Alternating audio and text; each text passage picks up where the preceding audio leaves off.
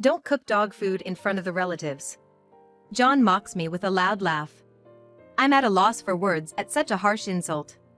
That stuff looks so unappetizing, there's no better way to describe it than dog food. Just redo it, will you? I immediately retort to John's words. Huh? But I'm still shopping.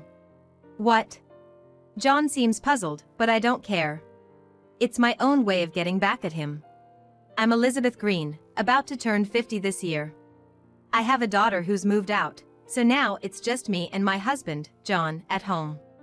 John works at a major job advertising firm, well known due to its frequent commercials.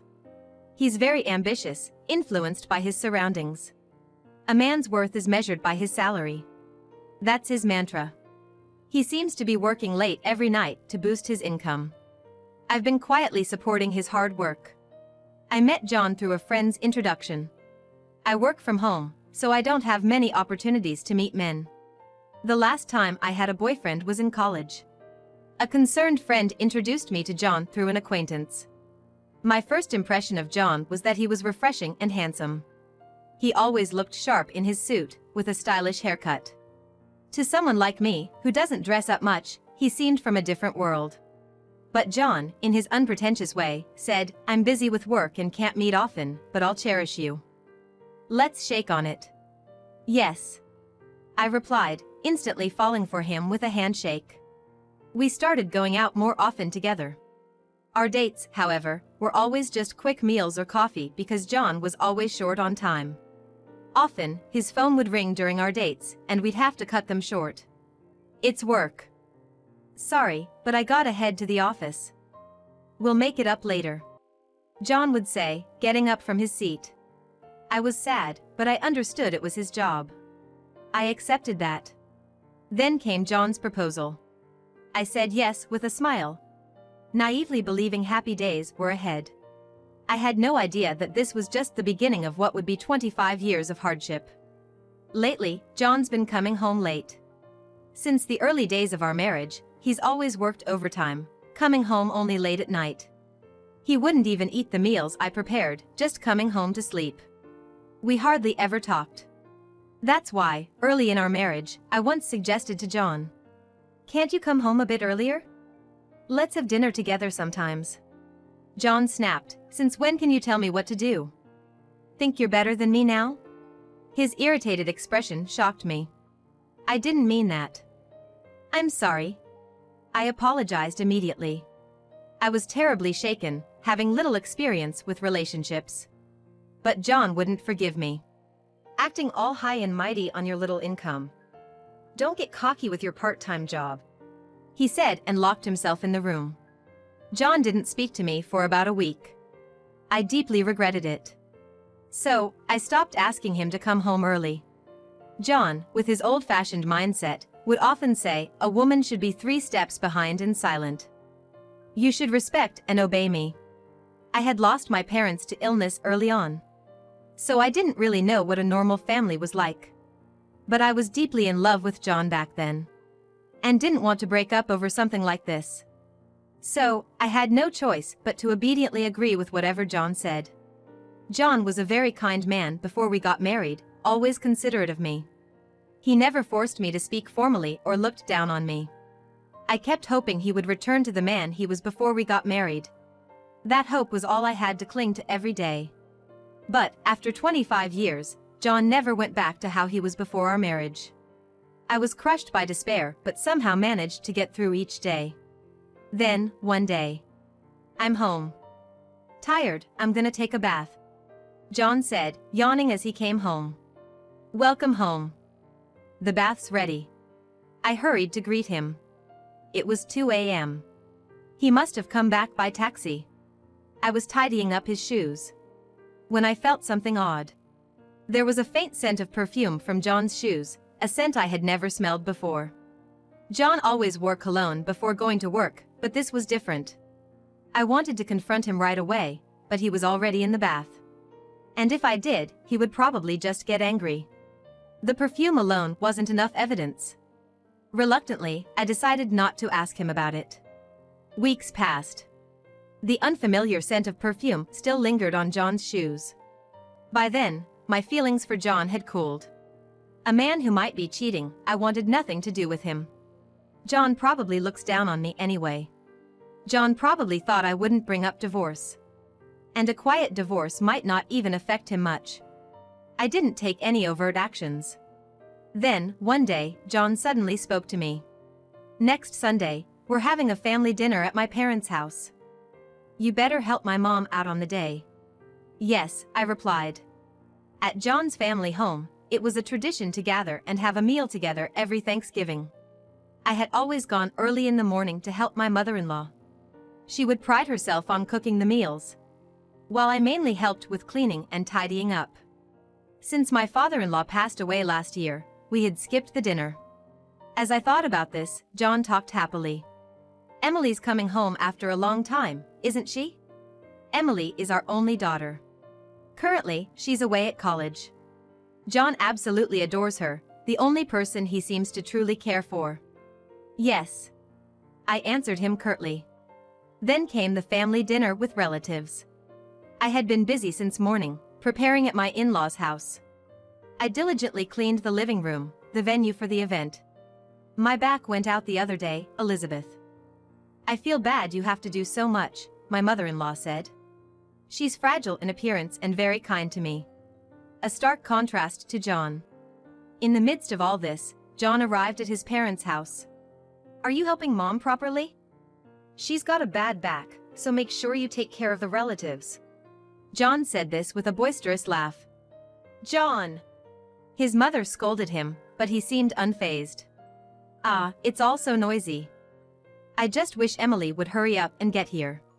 With that, he went off to his old room, likely planning to relax there until the event started. That's when my mother-in-law asked me to buy more alcohol. "Yes, I'll go now," I said, and hurried to the supermarket.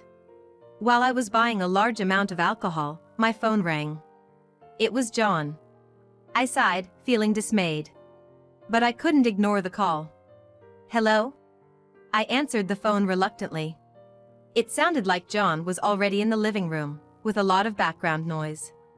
Probably the relatives had started arriving at the in-laws' house. Then John said something unbelievable. "Don't make dog food in front of the relatives."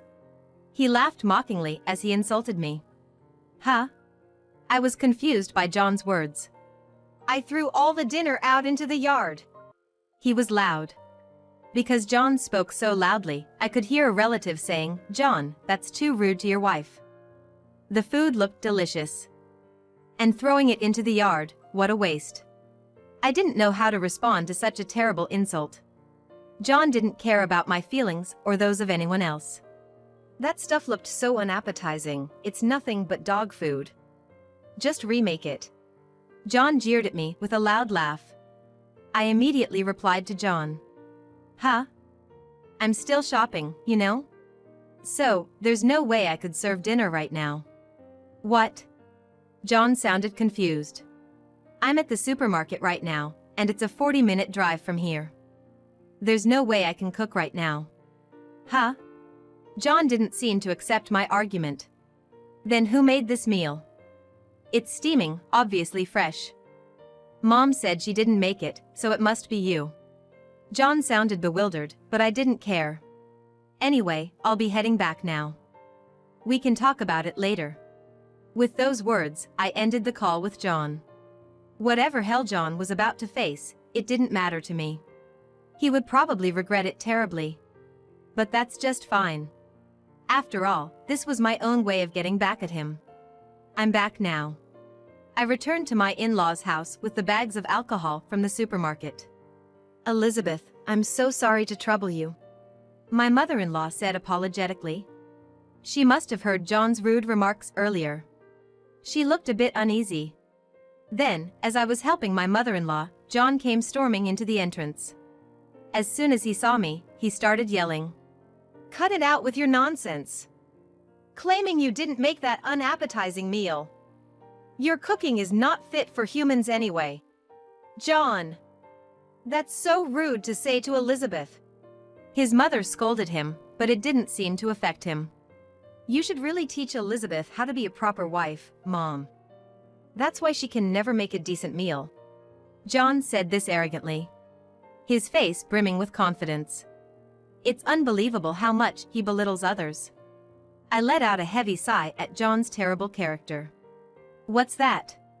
John seemed irritated by my sigh, glaring at me intensely.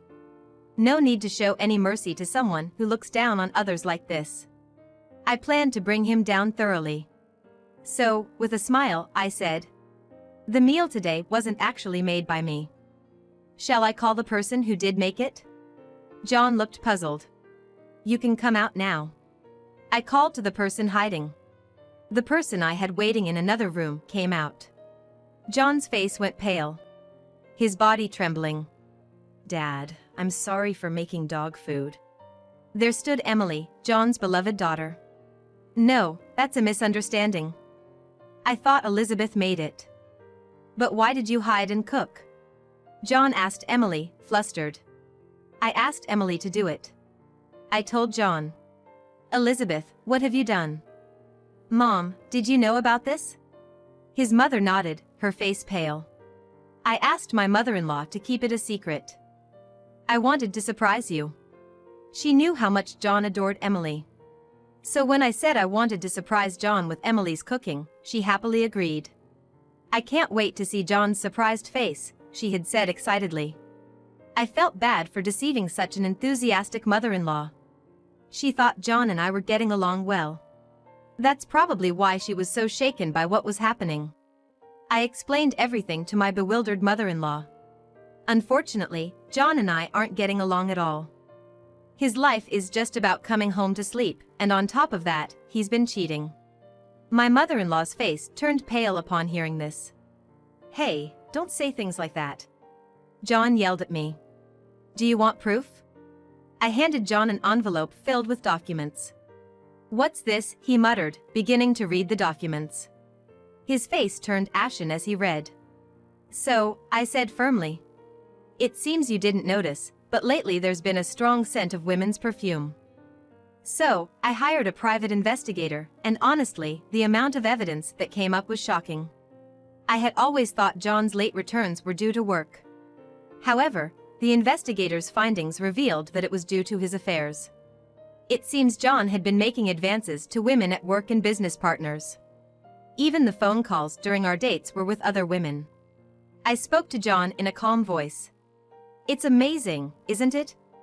While I was balancing work and taking care of our home and child, John was out having fun with other women. Hit with the truth, John's face showed frustration, and he fell silent. Ignoring John, I continued speaking. But recently, you need to gift brand bags to have an affair with girls, huh? They won't pay attention to you unless you spend money. How pitiful. Is that why you've been stingy with the household expenses lately? John had been reluctant to contribute to household expenses recently. He said, now that Emily has moved out, we don't need that much for household expenses. No matter how much I argued, he wouldn't give any. So, I had to cover them with my income. It turned out he was using the money for his affairs. The relatives, who had gathered at the entrance by then, were appalled. John, having such a good wife and still cheating, that's despicable for a man. They said with disgusted expressions. I firmly declared to John. I'm divorcing you, John. Why don't you remarry one of your mistresses? Of course, I'll be taking a fair amount of alimony. John was visibly shaken by the mention of divorce. Don't divorce me. I've spent most of my savings on my mistresses, so there's barely anything left. I can't afford a divorce. I was astounded by his selfish reasoning.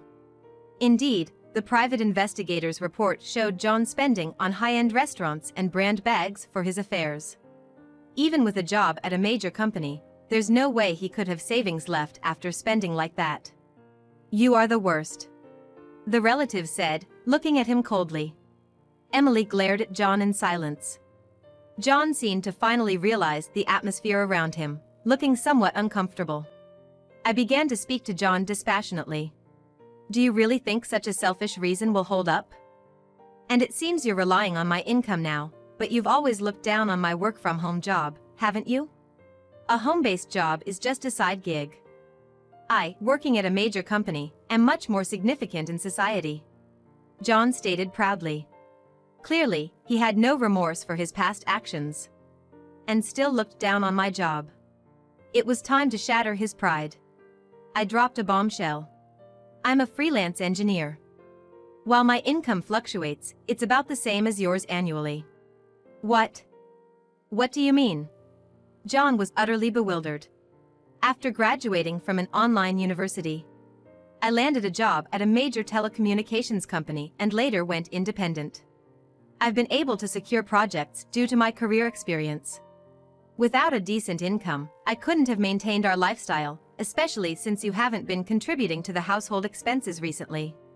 John slumped down, crestfallen. Elizabeth is earning as much as me. It seems John was taken aback by the amount of my income, much more than he expected. He's clearly in a state of shock. In truth, I could have divorced you earlier, but I didn't want to make Emily live with a single parent. That might have complicated her marriage prospects. I continued. Emily was still single. And I didn't want her marriage prospects to be affected. So, I had been hesitant to initiate a divorce. Suddenly, John looked at Emily and pleaded, clinging to her. "Emily, you don't want your mom and dad to divorce, do you? Please, say something to Elizabeth." He was desperately trying to find words, but Emily looked at him coldly. "Emily!" John was clearly confused. Emily sighed deeply and said, "I'm disappointed in you, Dad. I want Mom to be happy and divorce you. It's okay if I marry someone who doesn't mind having a single parent. I don't care about you anymore." Emily turned her eyes away from John. When I had explained everything to Emily, she was furious, saying, "I don't need a dad who's always cheating and doesn't even provide for the family. So go ahead and do what you need to, Mom. I'll support you." She had encouraged, leading to this moment. John always had something to complain about everything I did. So, I expected him to make some nasty comment when I served dinner. Indeed, his reaction was more extreme than I anticipated, which probably accelerated Emily distancing herself from her father. "Please don't give up on me," John pleaded, tears streaming down his face, rejected by his beloved Emily. What a pitiable man. I muttered to myself. Both my mother-in-law and the relatives were keeping their distance from John. No one was there to console him. A natural consequence of his past actions. John remained crying in the same spot for a while. Afterward, my divorce from John was finalized. But it wasn't easy. John vehemently opposed the divorce. At the law firm, he kept insisting, "I will never agree to a divorce." Apparently, he didn't want a divorce because he had no money left. But the evidence of his affairs was overwhelming. When I declared, "If you don't agree to the divorce, I'll increase the alimony," his face turned pale. Sweating profusely, he finally said, "I'm sorry, I'll agree to the divorce." After the divorce, John was dumped by his mistresses. He had no money left. Unable to give them what they wanted. I also claimed alimony from the mistresses. They were only interested in John for his money. And now that he was penniless, they had no interest in him. So, John was left alone, living a very lonely life. Even Emily cut off contact with him, saying, "I can't think of someone who cheats as a father," and blocked his calls. His relatives did the same, distancing themselves after the affair was exposed. John, through his lawyer, tearfully apologized. "I'm so sorry. I'm all alone now, every day is so lonely. Please, let's start over. Then Emily and Mom will treat me as before." John must have been desperate to say such things. Being alone in his 50s must be hard. But it's all his own doing. I hope he reflects on his actions. I firmly requested my lawyer to convey my refusal to reconsider the relationship. Time passed, and the end of the year arrived. I moved out of the house I shared with John, using the alimony as a down payment for a condo. The apartment is a 2-bedroom with a living room, dining area, and kitchen, ideal for someone living alone. Today, Emily had come home for a visit. "Do you want to go see Dad?" I asked her, but Emily made a face of displeasure. "I never planned to forgive Dad. Besides, spending New Year's with just you, Mom, sounds more enjoyable," she said with a bright smile. life with John was indeed challenging. But having Emily made it bearable. Emily is my treasure. Thank you, Emily, I said to her, filled with gratitude. Blushing slightly, she replied, I'm really glad you're my mom. Thank you. After the divorce, I wondered what would become of us, but my work remained steady, and I had Emily. I'm not considering remarriage yet, but there's time to think about it slowly. My second chapter in life has just begun. With the new year dawning, I vowed to keep striving forward.